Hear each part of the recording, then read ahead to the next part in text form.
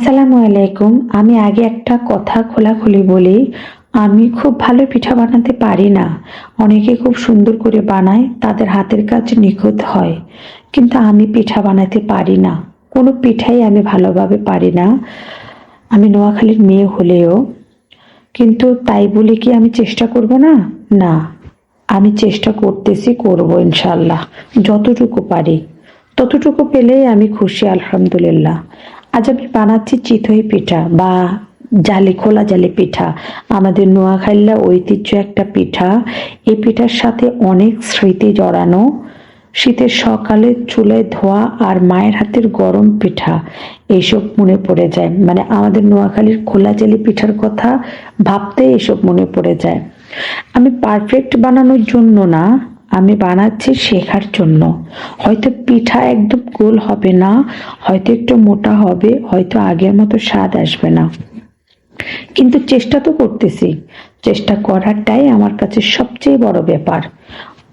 আমরা অনেক সময় ভাবি ভালো না হলে করব না, কিন্তু আসলে ভালো না হওয়ার একমাত্র ভুলটা হয়েছে ছেড়ে দেওয়া। ভালো হওয়ার জন্য আসল কথা হয়েছে চেষ্টা করা। চেষ্টা করলে, একবার না বারবার চেষ্টা করলে জিনিসটা ইনশাল্লাহ হতেও পারে। আজ আমি একটু কম পারতেছি, যদিও একটু কম হয়, আগামীকাল ইনশাল্লাহ আরেকটু ভালো হবে, তারপরের দিন আরেকটু ভালো হবে।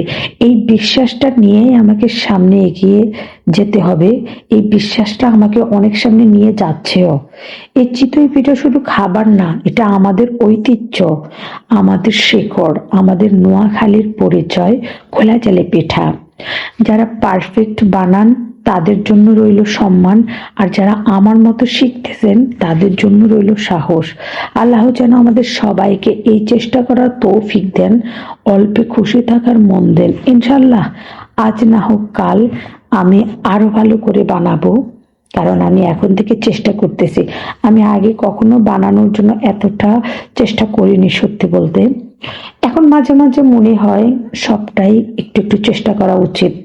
তাই এখন থেকে একটু একটু সবটাই চেষ্টা করার পথে আছি। আল্লাহর নাম নিয়ে আপনারা আমার জন্য একটু দোয়া করবেন, আর আমার পিঠাটা কেমন হয়েছে একটু জানাবেন। ধন্যবাদ। আসসালামু আলাইকুম।